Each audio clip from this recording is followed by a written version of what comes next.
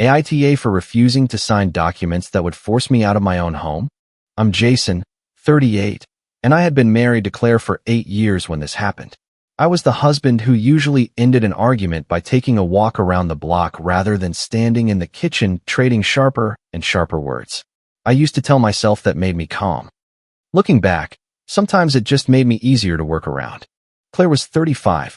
She was organized, quick with forms, and much better than I was at remembering appointment dates, renewal notices, and which company needed which document. Our system had developed without much discussion. I paid most of the larger monthly bills. She handled scheduling and a lot of the household paperwork. Most Sunday mornings, we sat at the kitchen counter with coffee and reviewed what had to be paid that week. At least, that was what I believed we were doing. Our marriage had problems before the signing appointment, but it wasn't 8 years of misery. We still laughed at stupid shows. We still had the habit of brushing our teeth at the same time and arguing over who had left an empty carton in the refrigerator. We could spend a Saturday cleaning the garage and end up eating takeout on the floor because we had moved the table into the hallway. The biggest recurring fight was money, especially when it involved Claire's brother, Caleb. Caleb was 33 and had a talent for turning bad decisions into emergencies that somehow required everyone else to act immediately. A few years earlier, he had borrowed money after a business partnership fell apart. He repaid some of it, late, and only after Claire reminded him repeatedly. Then he needed help covering a tax problem. After that came an investment he described as basically guaranteed, until it wasn't. By the third emergency, I had stopped pretending I was open-minded. I'm not turning our house into Caleb's emergency fund, I told Claire during one argument. She had gone very still. It's not your house, she said. It's ours. That's not what I meant. It's exactly what you meant. She wasn't completely wrong about the way I argued. When I felt cornered, I used numbers like weapons. I paid more toward the mortgage, so I treated that fact like it settled every disagreement. Claire would say she felt dismissed, and I would answer with a spreadsheet. I thought being practical meant I was being fair. Still, I never told her she couldn't leave. I never controlled her personal spending. I never told her she needed permission to make decisions about her own life. What I did say was that I would not borrow against our home to rescue Caleb from another plan we had warned him about. Claire's mother, Diane, hated that answer. She was 60 and believed family loyalty was a debt that never stopped collecting interest. She often reminded me that she and her late husband had helped Claire when we were first married. They had given us furniture, paid for part of a repair, and helped Claire through a period when money was tight. I appreciated that help. Diane treated it like a permanent lien on my judgment. The first warning sign appeared about 4 months before the signing appointment. A thick envelope came in the mail with our lender's name in the corner. I brought it inside and left it on the counter.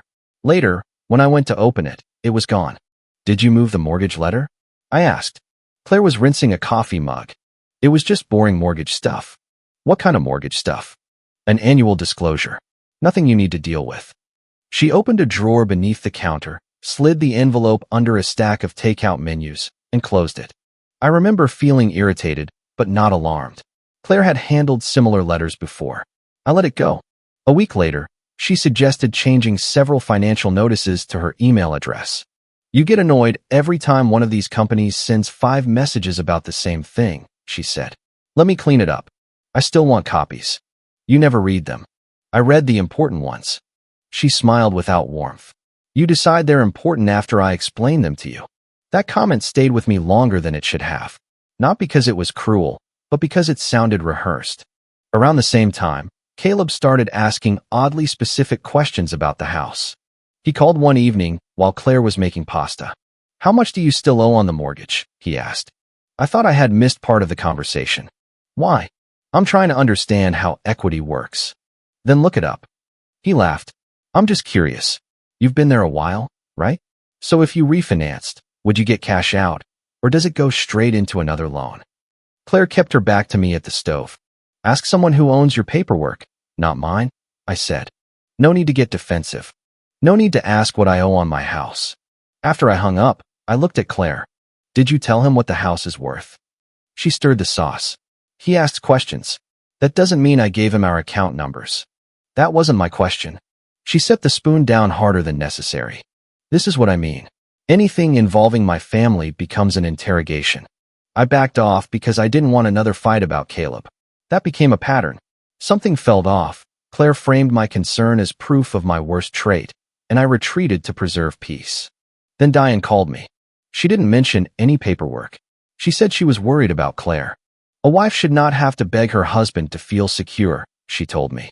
What does that mean? It means Claire needs to know she has options. She has options.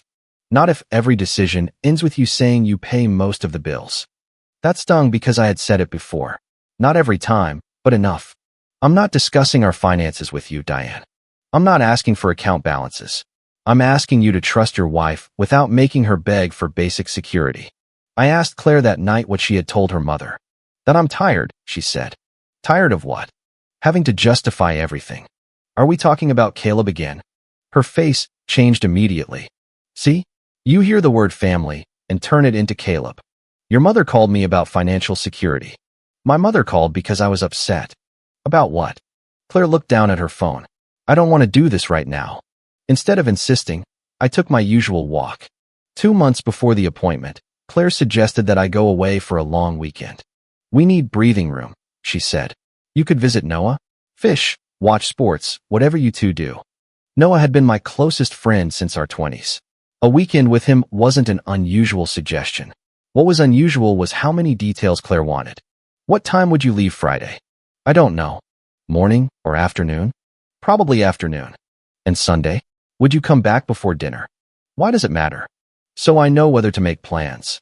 She said it casually, but she asked twice more over the next week.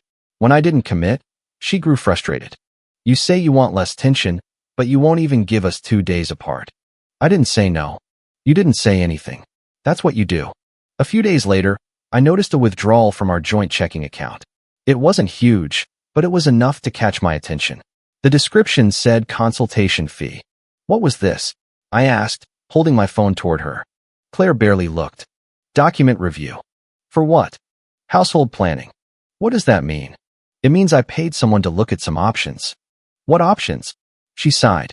Ways to reduce pressure. Maybe restructure some payments. I was going to talk to you when I had something useful. I should have pushed harder. Instead, I told myself she was trying to help and didn't want me shooting down an idea before she could explain it. That was another mistake I disguised as patience. The appointment came up on a Tuesday night. Claire stood in the kitchen scrolling through her calendar and said, "We need to be at the document office Thursday at 3. I looked up from the sink. What document office? The finance paperwork I told you about. You told me about a consultation. It turned into actual options. What are we signing? Updates. Responsibilities. Some temporary language so neither of us feels trapped while we work things out."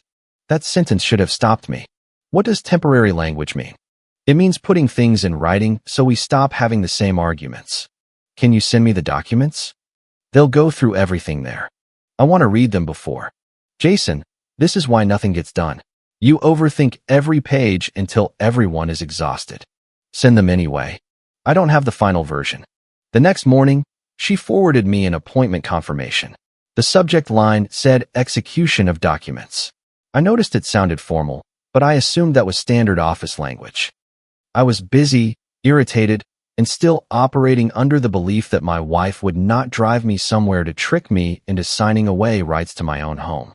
That belief lasted until Aaron stopped the appointment.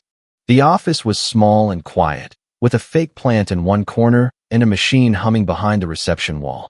Aaron was 44, professional, and careful with every word. She didn't smile much, but she wasn't unfriendly. Claire and I sat beside each other at a narrow table. Aaron placed 2 sets of documents in front of us. Several pages had bright tabs showing where we were supposed to initial. Aaron began with a general explanation. These documents address the parties' current financial arrangement, occupancy, allocation of certain debts, acknowledgement of prior expenses, and proposed separation terms. I turned to Claire. Separation terms.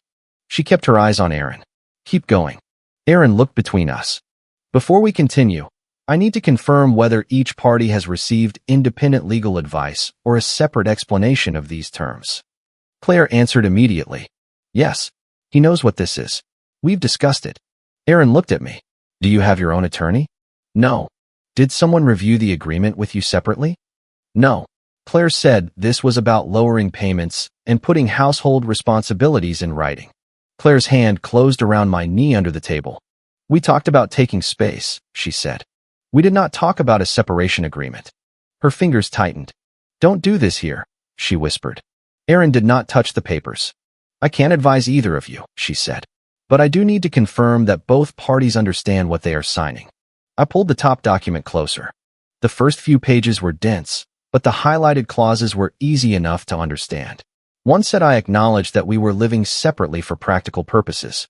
Another said I intended to establish a separate residence.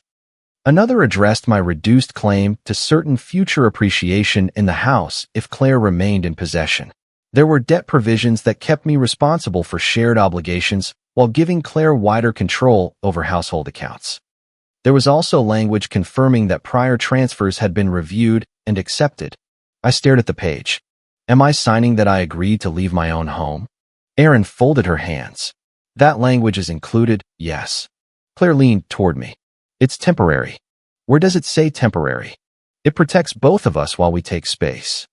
It says I voluntarily intend to establish a separate residence. Because you said you might stay with Noah. For a weekend. You always twist everything. I moved the pen away. Erin said, this appointment cannot continue if one party is indicating the terms were not explained.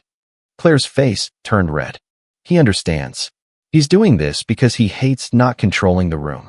I'm not signing anything I haven't read, I said. You have read it. I've been looking at it for 4 minutes. You're embarrassing me. I looked at her, then at the pages, then back at Erin. No, we're done. Erin gathered the documents without taking sides. I'll mark the appointment as incomplete. Claire pushed her chair back, so hard it scraped the floor. She walked out before I had put my phone back in my pocket. In the parking lot, she stood beside her car with her arms folded. You made me look unstable, she said. You brought me here to sign a separation agreement and told me it was a payment update. It was meant to protect me. From what? From waking up one day and learning you moved all the money because you were angry. I have never done that. You could. So your solution was to get me to sign something without understanding it? You do understand it. You just don't like it. I didn't know it existed until 20 minutes ago. She shook her head. This is exactly why I needed protection. You always make money the final word. Then ask for a separation honestly. I tried to talk to you. No. You tried to get my signature. She opened her car door. You just proved why I can't trust you. Then she drove away. I sat in my car for almost 10 minutes without starting it. My hands were shaking, but I wasn't thinking about revenge. I was thinking about the occupancy clause. I had almost signed that I intended to move out. I called Noah. He answered with, "What happened?" I had apparently sent him a message that only said, "Call me now." I gave him the short version. He was quiet for a few seconds. "Do not go home and start yelling," he said. "I'm not going to yell." "You say that now." "She tried to take the house." "You don't know the whole thing yet." "I know enough." "No. You know enough to be angry. That isn't the same as knowing what they planned." The word "they" caught my attention. "Why did you say they?" "Because Caleb has been sniffing around your finances for months." "You noticed that?" "Everyone noticed that." "Why didn't you say anything?" "Because you were married, and I didn't want to be the friend who turned every weird family conversation into a conspiracy. But now a neutral person stopped your wife from getting your signature. He told me to get every document in writing before confronting anyone else. Being right won't help if you react wrong, he said. Let the paperwork answer for you. So I did something that did not come naturally to me. I slowed down. From the car, I emailed Erin and asked for copies of every document presented, the appointment confirmation, and a neutral written statement explaining why the execution had not been completed. She replied that evening.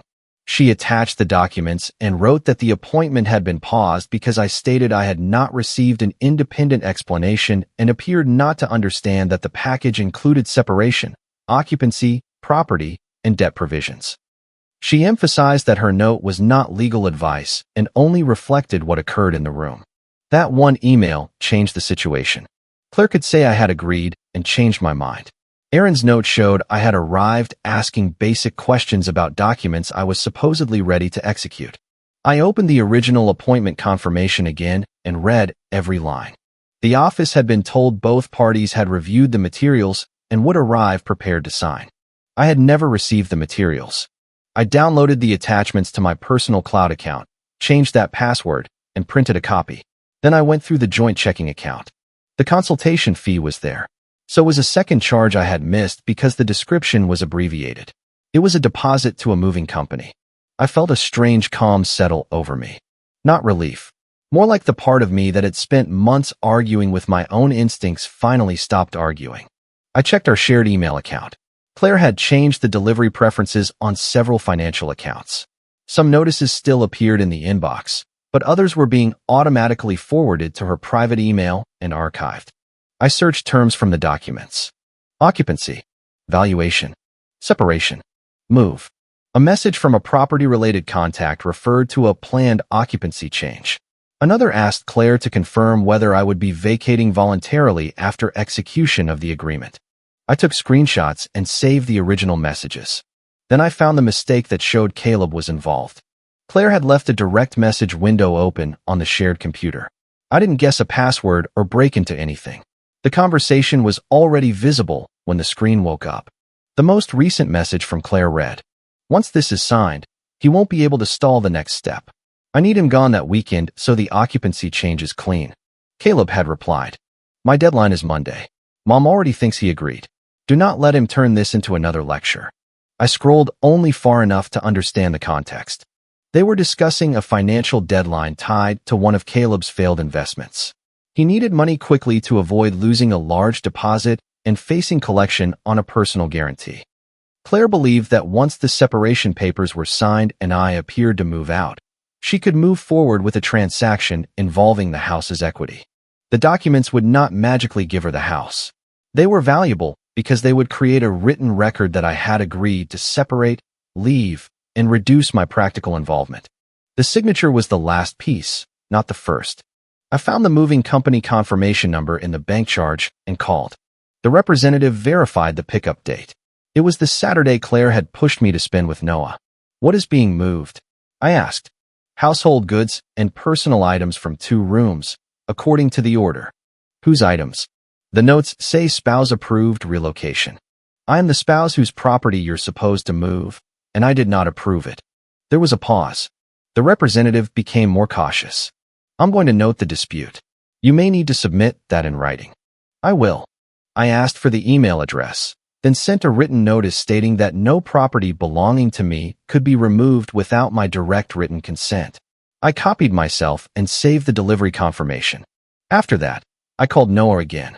He came over. We sat in the kitchen where Claire and I used to have our Sunday coffee meetings. The house was quiet. Claire had not returned and had only texted that she was staying with her mother. I showed Noah the documents and messages. He rubbed both hands over his face. "She planned to pack your things while you were gone. That's what it looks like." And Caleb knew. "Yes. Call a lawyer before you answer anybody." That night, Diane called 3 times. I let the first 2 go to voicemail. On the third, I answered. "I cannot believe you humiliated Claire in that office," she said. "Who told you what happened?" "She came here crying." "What did she say I agreed to?" "Jason, don't play games." "I'm not." "Tell me what she said." Diane paused. "She said you agreed to a temporary separation and then refused to sign because you wanted to punish her." "I never agreed to move out." "She said you did." "Ask her to show you where I said that." A wife should not have to produce evidence to be believed. A husband should not have to discover his separation agreement at the signing table.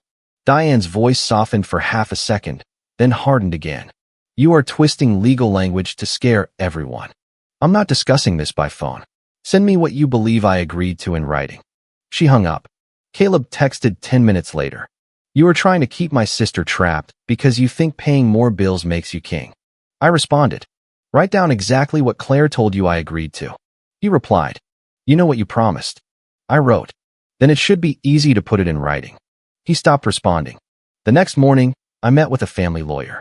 I brought the signing documents, Aaron's email, bank statements, moving confirmation, account messages, and screenshots of the direct messages. I expected the lawyer to tell me to move money immediately or force Claire out. She told me to do neither. "Do not drain joint accounts," she said. "Do not remove your wife's property. Do not block legitimate household expenses. And do not send angry messages. She explained that the documents had no effect because I had not signed them, but Claire's conduct still mattered. The danger was not that she could legally erase me overnight. The danger was that she was building a record and setting up facts on the ground that would become expensive to untangle.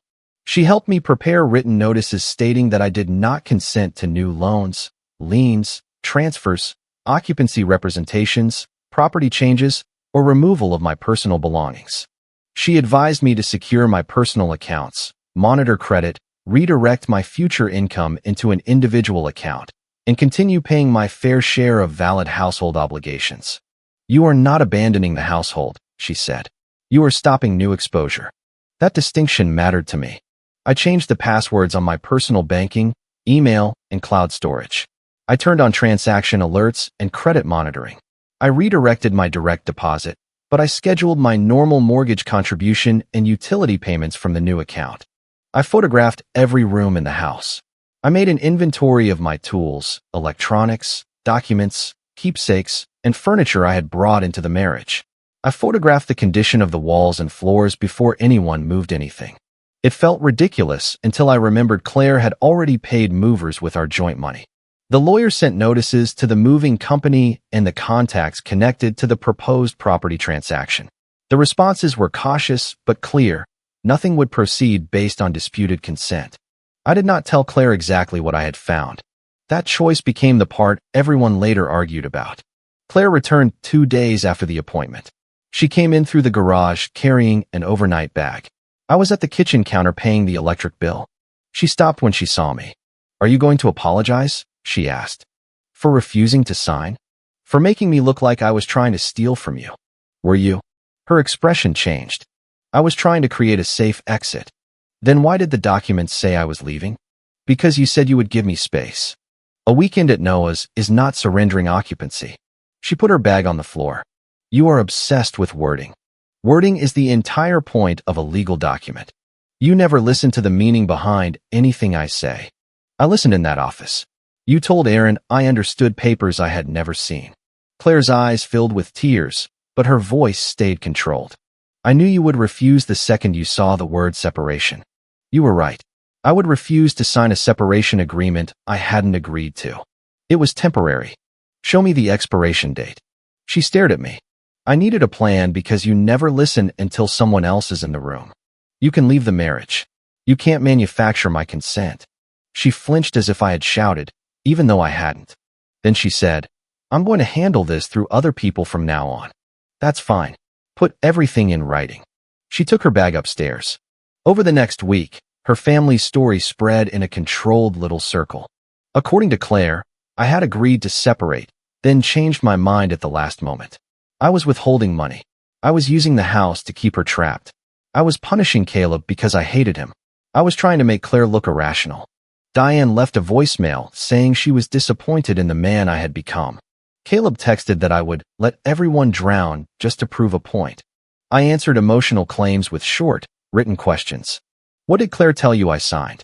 When did I agree to move out? What money do you claim I withheld? Which household bill did I fail to pay?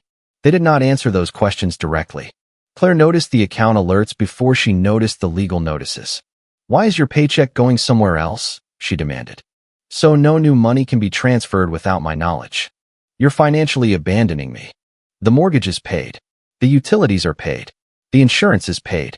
Your normal access to the existing joint account has not been removed. You are proving everything I told my mother. What did you tell her? That you use money to control people.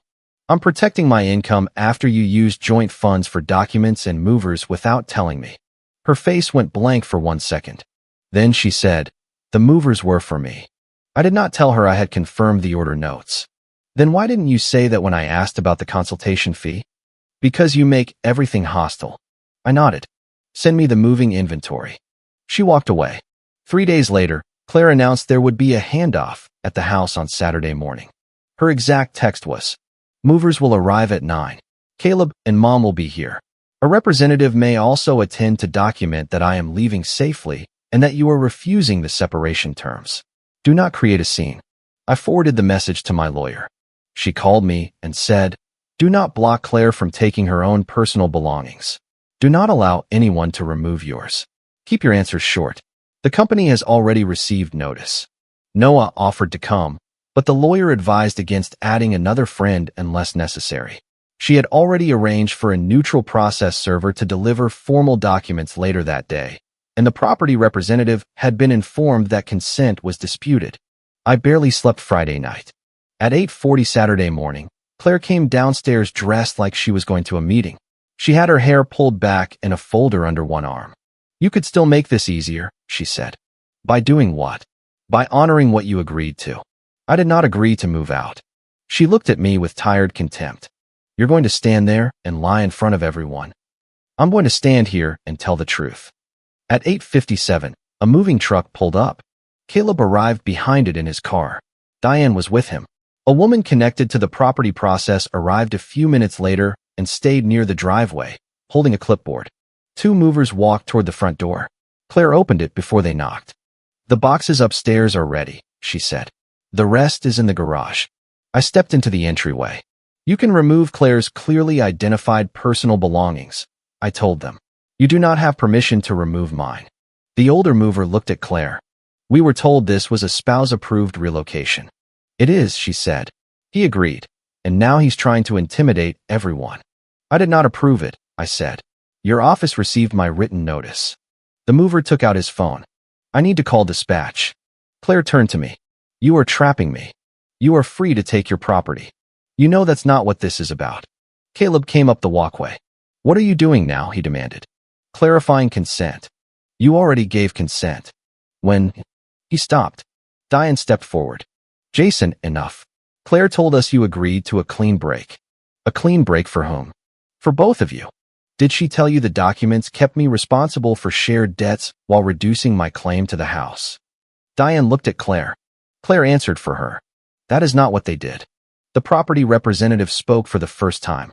I cannot interpret the documents for either party. I am here only to confirm whether the planned occupancy change is proceeding. It is not, I said. Claire's voice rose. You waited until everyone was here to do this. I objected at the signing appointment. You objected because you wanted control. I objected because I learned I was supposedly agreeing to leave my house. Caleb stepped closer. This house didn't happen without Claire's family. I never said it did. You act like every dollar is yours because you paid more bills. This is not about who paid more. This is about a signature I didn't give. The moving crew was still waiting near the truck. The older mover spoke quietly into his phone, then walked back. Dispatch says we cannot remove disputed property. We can move items both parties identify as belonging to the customer, or we can reschedule. Claire pointed toward the stairs. The boxes are his. No, I said. Some contain my documents, clothing, tools, and family keepsakes. Diane looked startled. You packed his things? Claire's face tightened. We packed what he agreed to take. I never packed a box, I said. That doesn't mean you didn't agree. I went to the kitchen counter and picked up a few printed pages. I did not carry a giant folder or make a speech. I had selected only what was necessary. I handed the first page to the property representative. This is the document package from the signing appointment. The marked clauses include separation, occupancy, property interest, debt allocation, and acknowledgement of prior transfers. Then I handed her Aaron's email. This is the signing office's note explaining that the appointment stopped because I said the terms had not been explained to me. Claire reached for the page. Aaron misunderstood. I pulled it back. Her note reflects what happened in the room. I showed Diane the appointment confirmation stating both parties were expected to arrive ready to execute documents. I had never received the documents before that meeting. Diane read the line twice. Claire said you had reviewed them. I had not. Claire crossed her arms. He knew we were separating. I knew we were arguing. That's dishonest. I held up the moving confirmation. The moving deposit came from our joint account. The pickup was scheduled for the exact weekend Claire encouraged me to leave. The order notes said spouse-approved relocation. Caleb's face changed. It was small, but everyone saw it. I continued. The property contact was told there would be a planned occupancy change after execution. Claire told the signing office I was already prepared. She told Caleb the signature was needed before the next step. Claire's voice became very quiet. You went through my messages. You left the conversation open on our shared computer. That was private. So was my consent. She looked at Diane. He has been collecting things to use against me. I faced Claire. You didn't ask me for space. You built a paper trail that made it look like I gave up my rights before I even knew what you were taking. Caleb snapped. Do you know what this costs me? Everything went silent. Even the mover near the truck looked over. I turned toward him. What does my separation cost you? Caleb looked at Claire, then Diane. That's not what I meant. Yes, it is, I said. He raised his voice. My deadline is Monday. There was a deposit. There are penalties. Everyone promised this would be handled. Who promised? Claire said the equity plan would go through. Diane stared at him. Caleb. He realized too late that he had said the part they had been hiding. This was supposed to help everyone, he said. Claire needed security. I needed temporary liquidity. The house has value sitting there. The house is not a family checking account, I said. There you go again. No. There I am being accurate. Diane turned to Claire. You told me this was about leaving safely. It was. Then why is Caleb's deadline tied to it? Claire's eyes filled again. Because I was trying to solve more than one problem. With Jason's share of the house. With our house, Claire said. I have rights too. You do, I said. You have the right to ask for separation, file for it, negotiate, sell your share under proper terms, or leave. You do not have the right to tell an office I received advice I never received. Claire looked around at the people standing in our entryway and driveway. You made me look like a liar in front of everyone. I kept my voice even. I waited because every private conversation became a different story later. You let us come here. Yes. You knew the movers would be stopped. Yes. You wanted to humiliate me. I wanted witnesses when you claimed I had agreed. That is punishment. Maybe part of me wanted the story to stop changing where other people could hear it. But I did not schedule movers. I did not invite your family. I did not arrange this handoff. You could have warned me. I sent written non-consent. Your contacts received it. You didn't tell me everything you knew. No, because you had already shown me what you did with information. The property representative cleared her throat. Given the dispute, the occupancy change and any related process are paused. Nothing can proceed based on an assumption of mutual consent. Caleb swore under his breath. The mover returned to Claire. We can remove only the items both of you agree are yours. Claire stared at the truck, then at the boxes visible near the stairs. For a moment, I thought she would keep fighting. Instead, she told them to take her clothes, personal files, and a few pieces of furniture she had owned before the marriage. I checked each box without opening sealed personal containers. 2 boxes labeled Claire contained my tools and winter coats. Another held the fireproof case with our home documents. That stays, I said. Claire laughed bitterly. You think I'm stealing the deed now? I think labels are not consent. The movers left with a much smaller load than planned. Caleb left first. He slammed his car door so hard Diane flinched. The property representative handed Claire a card and said any future discussions would have to go through proper channels. Then she left. Diane remained on the porch. She looked older than she had that morning. Claire told me you understood what was happening, she said to me. I didn't. I believe my daughter. I know. That doesn't mean I knew all of this. I know that too. But you called me controlling and helped pressure me without asking for proof. She pressed her lips together. We helped you too when you were starting out. And I thank you. That did not buy my signature 8 years later. Diane looked at Claire. I don't like how this was done. Claire turned away. Of course. Now everyone gets to judge me. Diane did not apologize to me. She did not switch sides. She simply left, carrying the knowledge that she had been used to support a version of events that was not true. After the house was quiet, Claire sat on the bottom stair. I panicked, she said. This took months. I panicked for months. You changed financial notices. Because you dismissed me. You scheduled movers. Because I knew you would refuse to leave. You used joint money. Because I didn't have enough in my account. You told people I agreed. Because I thought you would eventually. That answer ended whatever remained. Not because she wanted a separation. By then, separation was obviously the right outcome. It ended because she believed my future agreement was close enough to consent that she could build plans on it. I'm filing, I said. She began crying. Not loudly. She sat with her elbows on her knees and covered her face. Can we talk without lawyers? We had months to do that. I was scared. I believe you. She looked up, surprised. I continued. I believe you felt dismissed. I believe I used money to shut down arguments. I believe I made you feel like my contribution gave me the final vote. I was wrong to do that. Then why won't you fix this? Because your feelings explain why you wanted protection. They do not explain why you tried to make me sign a false version of my own decisions. I never wanted to hurt you. You planned to move my belongings while I was gone. She wiped her face. I thought once you were out, we could both calm down. No. Once I was out, you could say I had complied. She did not answer. The formal process took months. There was no dramatic overnight victory. There were attorney bills, account reviews, tense exchanges about furniture, and long periods when neither of us spoke except through written messages. Claire had to account for the money taken from the joint account. The consultation fee, moving deposit, and a separate amount connected to Caleb's document preparation were included in the financial review. Some of those amounts were credited against her share in the final settlement. Caleb did not receive money from the house. He lost the deadline he had been trying to meet and apparently lost part of his deposit. He sent me one final message accusing me of destroying his future. I did not respond. His future had been attached to my signature without my knowledge. Removing my signature from his plan was not the same as destroying him. Diane stopped calling me. Months later, she sent a brief message saying she wished things had been handled differently. She did not say by whom. I did not ask. Claire and I ultimately agreed to sell the house. I considered buying out her share, but by then every room felt connected to the months of deception. Selling was cleaner, even though it meant giving up a place I had worked hard to keep. The proceeds were divided under the settlement after the disputed transfers and expenses were accounted for. I did not get everything I wanted. Neither did Claire. That was probably the most realistic result. She paid her own legal costs and the costs connected to the plan she had started. The proposed separation agreement she tried to make me sign gave her no advantage because it was never executed.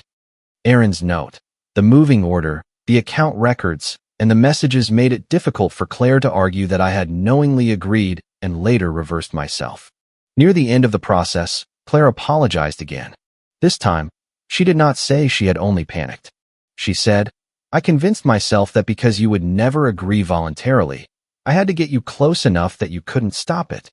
I appreciated the honesty, but it did not change the outcome. I would have agreed to a fair separation, I told her. You would have fought every number. Probably. You would have made it exhausting. Probably. She looked at me for a long time. But I still had the right to know, I said. She nodded. That was the closest we came to peace. I moved into a smaller place after the sale. For the first few weeks, I still woke up expecting to hear Claire opening cabinets in the kitchen. I missed ordinary things I had not expected to miss. Her shoes by the door. The way she corrected the grocery list. Sunday coffee. I also slept better. I no longer checked whether an envelope had disappeared before I got home. I no longer wondered which conversation had been repeated to Diane or Caleb in a different form. My paycheck went into an account only I controlled. My credit alerts were quiet. My name was no longer attached to anyone else's emergency plan. I do not feel like I won. I lost my marriage, my house, money, and a version of my life I thought was stable. Claire lost those things too. There was grief on both sides, even if the responsibility was not equal. What I recovered was narrower, but more important, control over what I agreed to, what was done with my income, and what story could be told about my choices. The marriage did not end because Claire wanted to leave. It ended because she decided I did not deserve to know what I was signing. I also had to face my part. I spent years believing that leaving the room was the same as resolving a conflict. I treated silence like restraint, but other people learned to treat it like permission. When I finally set boundaries, they felt extreme because I had waited so long to establish any. Claire still believes I let the Saturday confrontation happen because I wanted her exposed in front of her family. She is not entirely wrong. I needed witnesses because private conversations kept changing afterward, but I also knew the truth would hit harder when Caleb and Diane were standing there. I could have shown Claire every piece of evidence before the movers arrived. I chose not to. By then, I no longer trusted her to respond honestly if she had time to rearrange the story. If you like the stories, don't forget to leave a comment and support the channel by subscribing. See you in the upcoming stories.